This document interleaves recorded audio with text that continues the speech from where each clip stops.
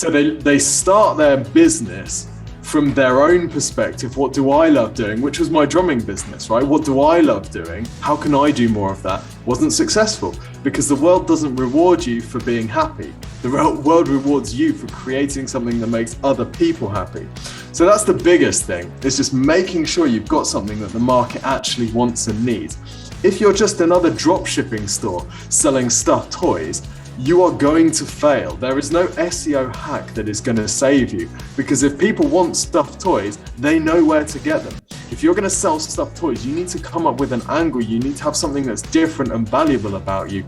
Otherwise, you're just competing against Amazon, which is not a good strategy.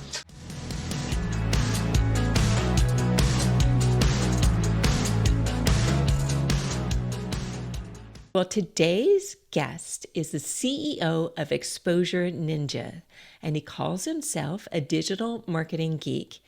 He's also the best-selling author of How to Get to the Top of Google, and he has a podcast called Digital Marketing Podcast. And best of all, he is a fan of underdogs. So I am so excited to welcome CameronKitchen. So welcome.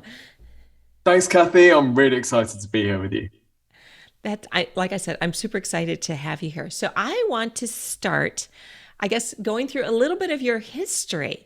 I know that you were a drummer when you first started out. So tell me, how did you get to where you are today? Yeah, so I was a drummer. My life ambition when I was growing up was always to be, I wanted to play drums. That's all I wanted to do. I wanted to have DVDs and be in the magazines and all this type of stuff. So I went to uni and studied music, and I was like on my path. I lived in a house with a band, and it all seemed to be going reasonably well. Of course, the reality of being a drummer was that financially, it was very, very difficult. There was one winter where we couldn't even afford to heat our house. So we all kind of worked from our beds, not because we were lazy, just because that's the only way to get warm. So it was a very difficult life, but I felt like I was doing something. And then basically not heating our house had a consequence. It was snowing outside and the pipe burst in the roof and the house collapsed. And in that moment, when something kind of hits you between the eyes and you realize I've got to make some sort of change here. So we decided that the band really wasn't working. We weren't really getting much traction. And I had to move home with my parents. I had no money. I had no real prospects. And now my band, which was like my plan A, B, and C, had also gone. So I moved back home with my parents in a rural area in the UK called Devon. I didn't know anyone there. I'd never lived there before. And started trying to work out how I was going to rebuild my life, really. And I got talking to their next door neighbor, who was a plasterer, a really lovely guy called Ben. And I'd been promoting the band and my own drumming work online. That's how I got customers. I've been building websites and doing SEO before I even knew what it was called. And I got talking to this guy, Ben, and said, how's business? You getting much work? I noticed you're around the house a lot. He said, no, I never get any work. Really small town. There's not much plastering work going around. I was like, oh, dude, have you got a website? Now, this was back in 2011. Okay. He said, no, I don't have a website. I don't even have a computer. I was like, it's 2011, not 1995. Come on, dude. So I said, I'll build him a website. So I built him a website. And to be honest, I completely forgot about it. I actually moved out and moved away. And then a little while later, I get a call, and it's Ben. And he said, Tim, it's that website you built for me. It's amazing. I was like, oh, I'm so glad you managed to, you finally got a computer and you've been able to check out your website. He's like, no, I still haven't seen it. I was like, okay. He's like, it's the phone. I was like, mate, well, where are you going with this? The phone won't stop ringing. Wow. So I thought, oh, that's interesting. So I flip open my laptop and search for a plasterer in Tiverton, which is the area that he lives in, Tiverton.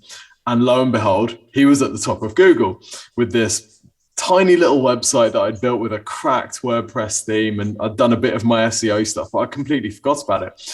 So I race down the motorway, I go and film a video with Ben, and he talks about how this website's changed his life. And at the end of the video, the video is actually on YouTube. At the end of the video, he says, and I'm even in a position now where I can consider buying a house, and it's all because of this website that you built for me. And you see him, it makes me emotional even talking about it now, but you see in the video, I just can't believe it that this little crappy website I built for free had such an impact on his life.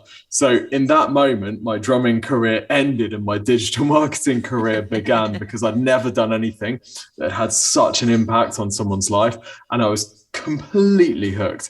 And fast forward 8 years and now we're Exposure Ninja. 10 years actually, and we're Exposure Ninja. So yeah.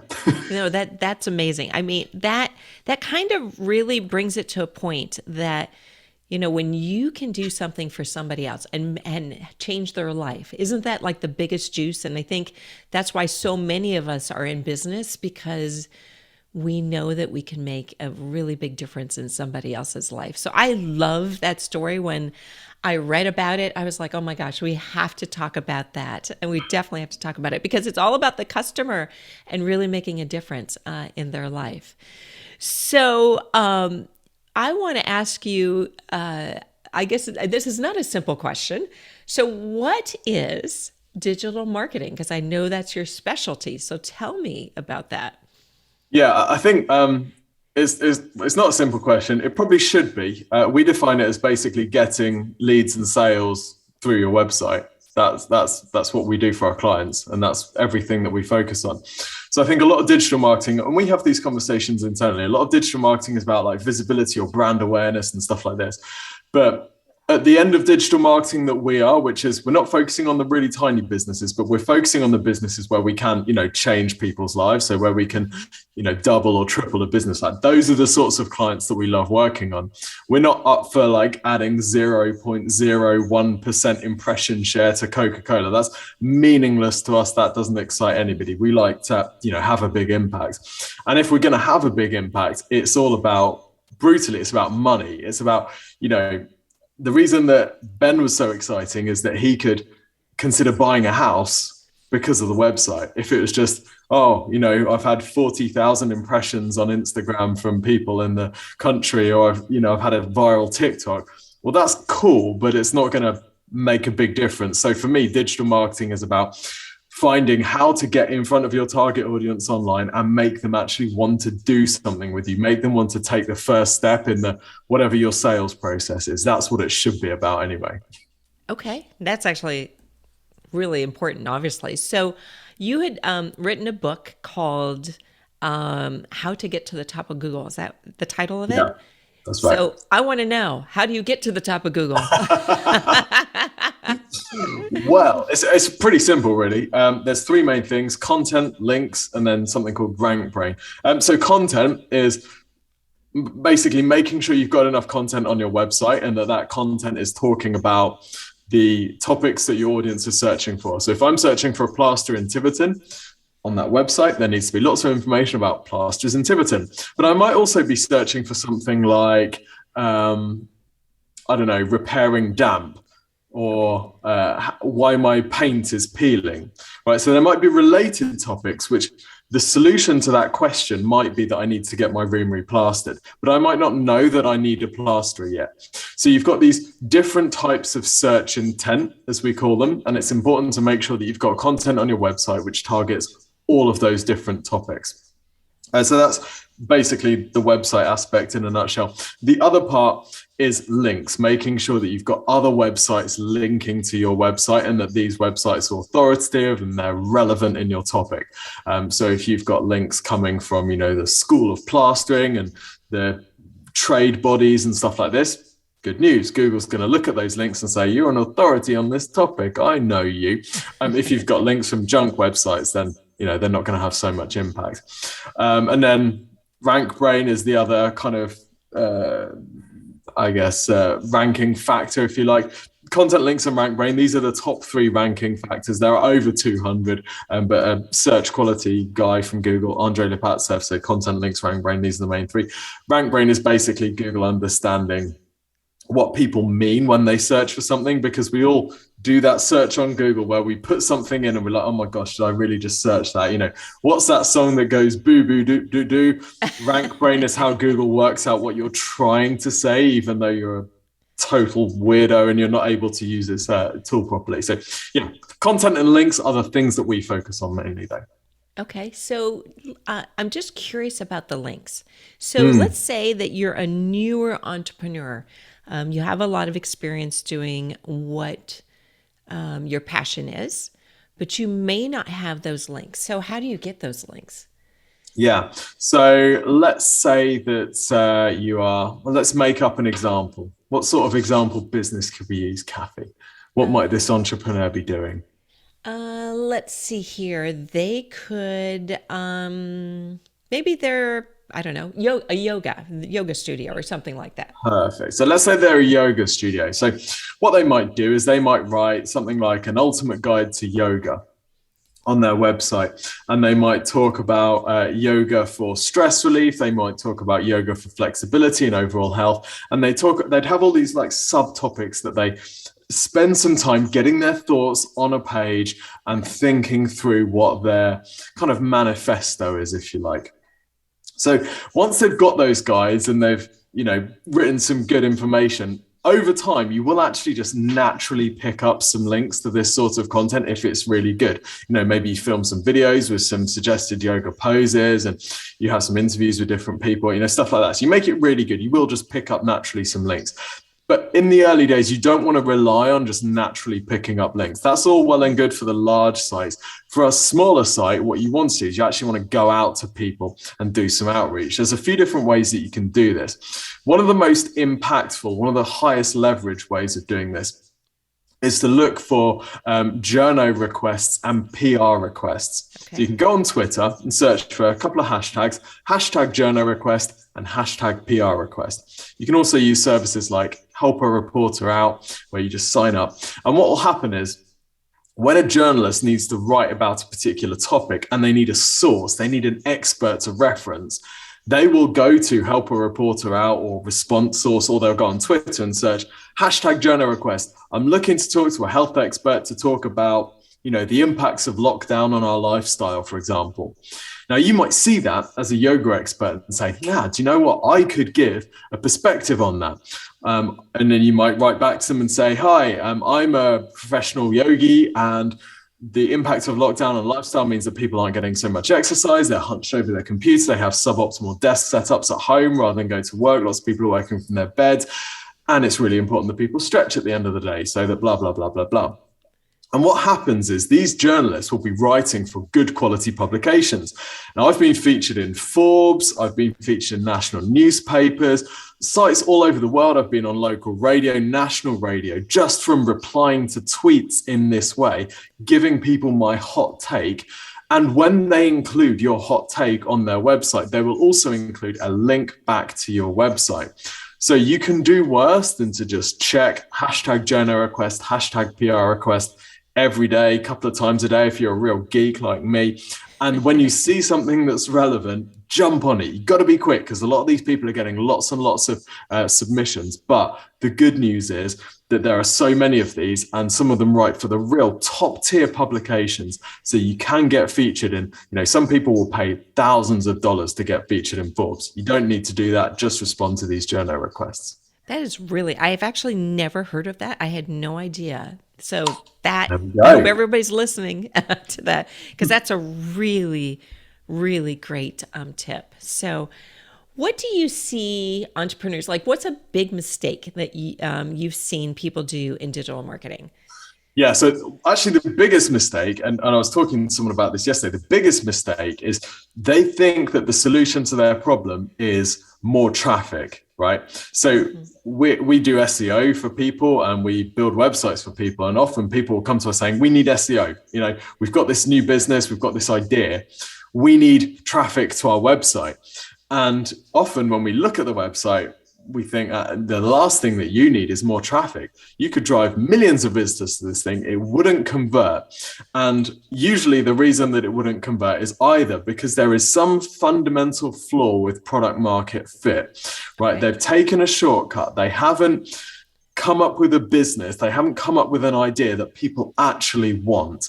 They think, I'm into yoga, so therefore I'm going to sell yoga. And what they don't do is they don't look at the market and say, what does the market really want? right? Mm. Are these stressed out executives?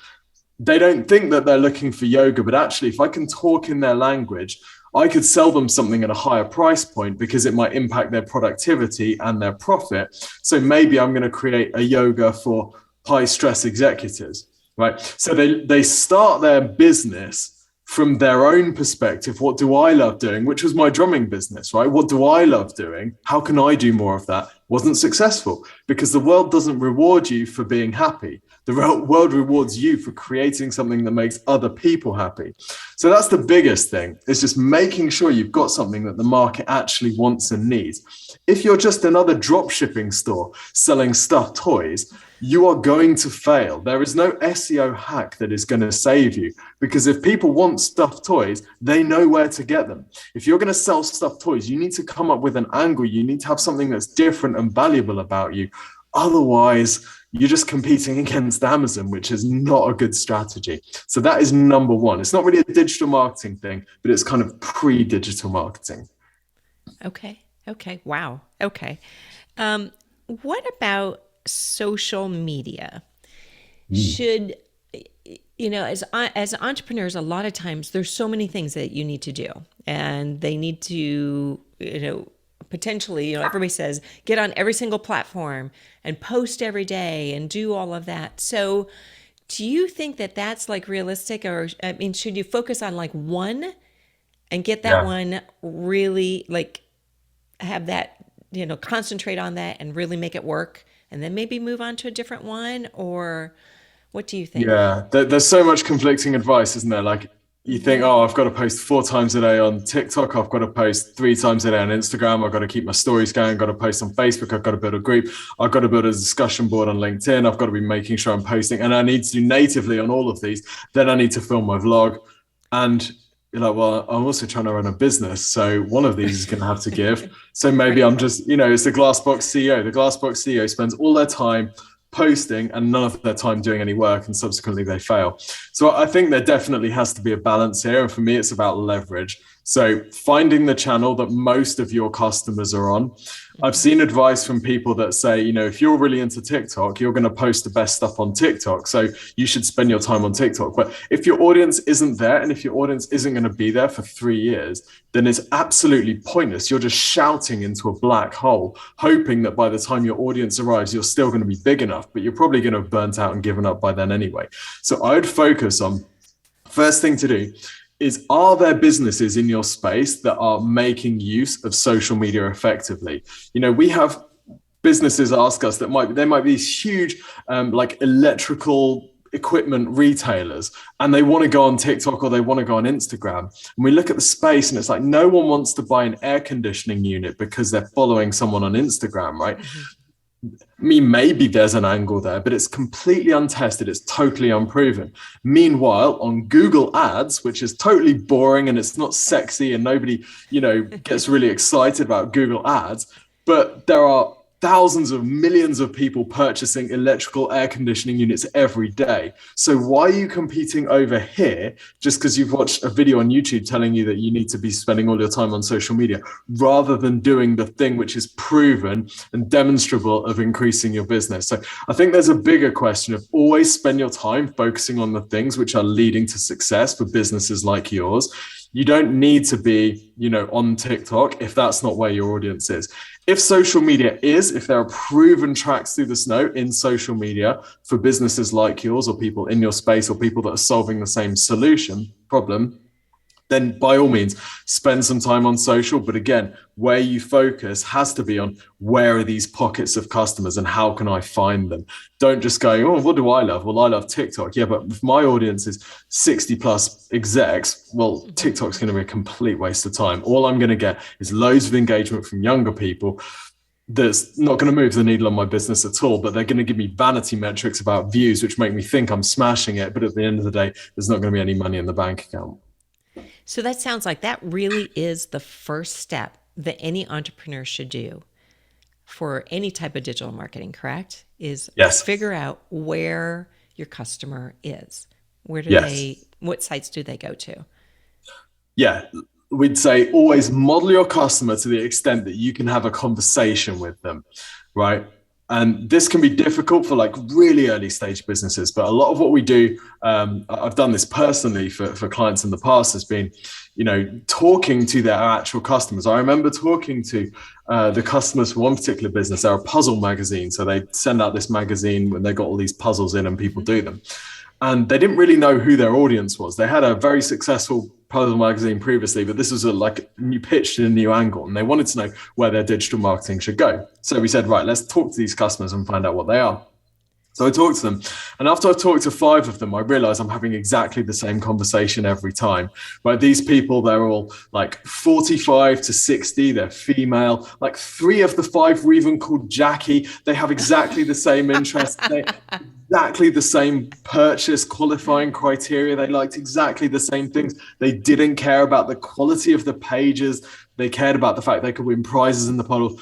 After this, I'm like, right, we know who this audience is. We know exactly who we're selling to. We know their name. We know what they look like. We found them on Facebook. We know what they look like. Now we've got this avatar. We know where they're spending their time. They're on Facebook. They're in groups. They're not on TikTok. So we're going to spend our time finding the Jackies and talking to Jackies and giving them what they want, because that's going to turn into sales for us. So understanding this customer to the extent where you can have a virtual conversation with them really helps with digital, because then you can just focus everything that you're doing. In the early stages, you've got loads of things that you want to do. You just want to focus on the stuff that is going to give you the most leverage possible. Absolutely. So then when you find where they are, then you create content on the transformation that they're looking for. Is that the next step then? Or what would you Yeah. suggest? I mean, it depends. I guess it depends like what you're selling really. So for in this case with the Jackies, we might give them some demo puzzles to have a look at. So we're kind of giving them the benefit. We're giving them a bit of the transformation. We're entertaining them. Whatever content that you're producing, obviously it has to either be entertaining, informative, really. Those are the main things that you want. Informative with a goal, right? So we're not just giving them memes that they, find interesting. We're actually Right. trying to take them towards our goal. So our advice would always be, with content, you're usually trying to solve somebody's problem. So in order to solve the problem, you need to be conscious of what the problem is. For example, Exposure Ninja, we're a digital marketing agency. We help businesses scale through digital. So our content is focused on how to do certain things, how to improve the leverage that you get with SEO or content marketing, or how to get more out of social media or more out of pay-per-click. The reason that we're sharing this stuff isn't just to be cool, isn't just to be friendly. It's because if we can, as Frank Kern says, demonstrate that we can help you by actually helping you, then we've got a bit of trust, then we've got some rapport. And then there's a call to action at the end, which is a logical next step in that process, which is where the relationship actually begins. So find the audience, give them something that they find interesting and useful, and then a call to action, which is a logical next step, but gets them in your sales process. Absolutely. Absolutely. I love how you just laid it out actually very simply. So that's really great. I just have to say, you really are, you're a lot of fun, first off. Actually, I want to mention one thing. If you ever want to watch not only a funny video, but an extremely informative video about business, you need to check out Tim's vlogs, because they're just great. And he almost, by watching it, it's a little bit of a masterclass on how to do a video. So everyone be sure to check that out as well. And like I said, Tim, my gosh, you gave us so much information. You are amazing, and I really appreciate you being here. Thank you, Kathy. That's really, really sweet. Thank you so much. But I have to say, like, when you're watching the videos, or when you're, particularly if you're watching the Exposure Ninja videos, don't just watch the content. Like, watch what we're doing. We're building a relationship through video. There's calls to action everywhere. That call to action is the first step in our sales process. Like, none of this is like the vlogs. They're a personal indulgence, but all of the Exposure Ninja stuff is tuned and optimized to get a business result. So yeah, watch what they're doing, because it's not just me who makes the videos, the whole team, but watch what we're doing as well as what's in the content. But thank you, Kathy. That's really sweet. Yes, again, thank you so much for everything that you have given us today. Pleasure.